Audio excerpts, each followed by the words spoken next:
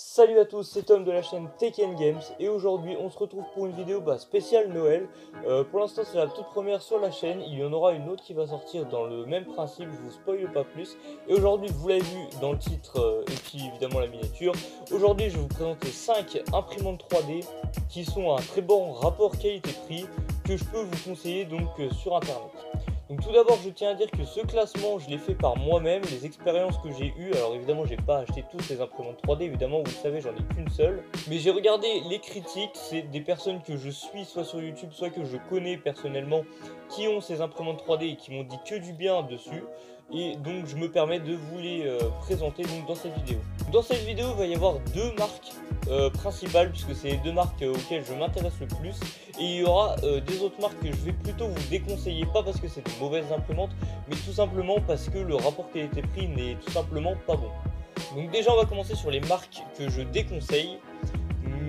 Comme je l'ai dit du coup pour un mauvais rapport qualité-prix, même si c'est de très bonnes imprimantes, et donc si vous avez un peu plus d'argent et que soit vous voulez être livré plus rapidement, soit vous voulez quelque chose qui n'est pas forcément chinois, et bah vous pourrez vous tourner vers ces marques là, mais voilà, niveau rapport qualité-prix après à vous de voir. Donc ça sera plus sur la marque par exemple Dagoma, alors qui fait des très bonnes imprimantes, mais le problème c'est comme je l'ai dit le prix tout simplement. Donc voilà, si vous voulez aller voir leur boutique, je vous la mets en description. Donc on va commencer du coup notre classement. Donc il y aura deux gammes de prix, plus une sixième imprimante que je vais vous présenter. Alors celle-ci, elle fait pas partie du classement tout simplement parce qu'elle est beaucoup trop chère. Mais je voulais vous la présenter parce qu'elle est assez intéressante et elle a quelques améliorations, puisque c'est une amélioration d'une certaine imprimante dont je vous parlerai tout à l'heure, et qui a tout de même un très bon rapport qualité-prix et qui propose une caractéristique nouvelle, on va dire, enfin qui change des imprimantes un peu plus bas budget, qui est une double extrusion. Donc c'est-à-dire vous pouvez imprimer avec deux couleurs en même temps, deux filaments. Donc pour la première imprimante, donc je vais commencer par les deux moins chères, celles qui je pense intéresseront le plus de monde. Donc pour les deux marques c'est AlphaWiz et Creality. Donc je sais pas si je les prononce exactement comme ça, mais voilà, on s'en fout. De toute façon vous voyez de quelle marque je parle. Donc la première que je vais présenter, donc c'est la Creality Under 3, donc elle commence à se faire connaître pas mal, donc elle est sortie il n'y a pas si longtemps que ça. C'est une très bonne imprimante qui a vraiment un rapport qualité-prix pour l'instant que je n'ai pas forcément vu ailleurs, parce que vraiment elle est très peu chère. On peut la trouver, allez, on va dire dans les 150 €, c'est à peu près la moyenne on va dire. Et elle a un plateau qui je pense est suffisant pour une utilisation on va dire quotidienne, pas pour faire par exemple de l'art ou des vrais objets on va dire utiles, puisqu'elle a un plateau assez petit. Il fait 22 cm sur 22 cm et 25 cm de hauteur, donc ce qui est assez suffisant, puisque pour remplir ce volume là il faut déjà pas mal de filaments, et en général les pièces qui font déjà cette taille là c'est des très gros prints qui prennent vraiment pas mal d'heures. Et si jamais de toute façon votre print ne rentre pas dans l'imprimante, vous pouvez le découper avec un logiciel et après vous avez juste à rassembler en collant toutes les parties. Donc franchement pour la taille c'est pas forcément un problème si après vous amenez à vous y connaître un peu plus dans les logiciels 3D tout ça.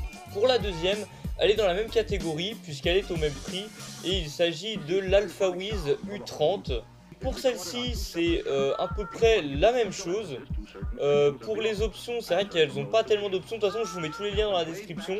Pour le site où je vous conseille d'acheter toutes ces imprimantes, ça serait Gearbest, parce que le prix est en général le meilleur pour à peu près dans la globalité des imprimantes 3D. Et c'est un très bon site sur lequel vous pouvez commander sans problème vos imprimantes 3D. Bon, ça mettra un petit peu de temps à arriver, en général un peu moins d'un mois, mais voilà, ça dépend à quelle période vous commandez. C'est pour ça que cette vidéo est postée à Noël, puisque je vous conseille de commander après Noël pour pas tomber dans les rushs de Noël tout simplement. Et donc oui, comme je le disais, donc le prix c'est le même, donc 150 € environ selon le site. Et pour la surface d'impression c'est exactement la même, 22 par 22 par 25. Après, donc là dans cette vidéo, je vous conseille les imprimantes. Je vais pas détailler toutes les fiches techniques parce que je veux pas que ce soit une vidéo qui soit trop longue.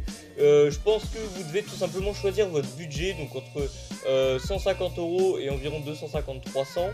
Et après, je vous laisserai aller voir la fiche descriptive des imprimantes qui sont du coup dans la description. Donc maintenant, on va monter en budget. Donc on va parler d'une imprimante donc que je peux vous conseiller. Donc on va recommencer du coup chez Creality. Donc il y a deux, mais qui sont finalement une même, j'ai envie de vous dire. Il s'agit de la Creality CR10. Donc pour ceux qui me suivent sur la chaîne depuis pas mal de temps, c'est celle que j'avais achetée, qui est juste derrière la caméra d'ailleurs. Et qui est donc une très bonne imprimante. Depuis le temps qu'elle est sortie, elle a toujours un excellent rapport qualité-prix. Vous pouvez la trouver pour maintenant, je pense, moins de 300 €. Si vous la trouvez avec des petites soldes, tout ça, c'est en général pas trop difficile à avoir, surtout sur Gearbest. Du coup, si vous êtes sur cette imprimante, donc vous avez le plateau chauffant, mais par contre, vous n'avez pas de détecteur de filament. Donc je le précise maintenant, parce que je vais en revenir après. Et aussi, vous n'avez pas deux axes montants. Je le précise aussi tout de suite, vous allez voir tout à l'heure pourquoi. La deuxième imprimante qui est plus ou moins dans les mêmes prix, il ne s'agira pas cette fois-ci, donc on retourne sur AlphaWiz, et il ne s'agit pas de la U30 mais de la U20, qui sera en fait un peu une upgrade, et comme pour la CR10 finalement, on aura la même taille d'impression, et pour un prix un tout petit peu moins cher. Elle est au prix de 250 € à peu près, donc ce qui est déjà une petite économie. Et elle a deux avantages aussi. Donc elle a évidemment le plateau chauffant comme tout à l'heure, mais cette fois-ci elle a un détecteur de fin de filament. Donc ce qui fait que si jamais votre imprimante détecte que vous n'avez plus de filament sur votre bobine, tout simplement, elle va mettre en pause toute seule le print. Et quand vous allez aller la retrouver, vous avez juste à remettre une autre bobine par derrière et après relancer l'impression, ce qui évite que l'imprimante imprime du rien du tout vu qu'il n'y aura plus de plastique. Elle a aussi un truc très intéressant qui est la protection de coupure de courant en gros. Donc c'est à dire que s'il y a une coupure de courant, vous pourrez rebrancher après votre imprimante et elle reprendra exactement où elle en était. Donc ça c'est assez pratique, on sait jamais une coupure de courant, c'est assez vite arrivé. Pour la troisième imprimante, donc dans ces budgets, on va repartir chez Creality. Et on va repartir sur une CR10, mais ce coup-ci ça sera la CR10S. Donc en gros, si vous voulez, c'est une version tout simplement améliorée donc, de la CR10 normale qu'on a parlé tout à l'heure. Et pour les prix, on est à 50 € de plus. Et si jamais vous vous débrouillez bien et que vous trouvez le bon site, vous pouvez la trouver quasiment dans les mêmes prix que la CR10 normale. Donc à vous de chercher bien profondément sur le net, on va dire. Mais faites attention aux sites pas trop connus, on sait jamais. En tout cas, les sites comme AliExpress, Gearbest, vous pouvez y aller, c'est bon. Cdiscount, tout ça évidemment, voilà, on connaît tous. Mais si vous tombez sur des sites vraiment profonds chinois, on ne sait pas trop, faites quand même attention.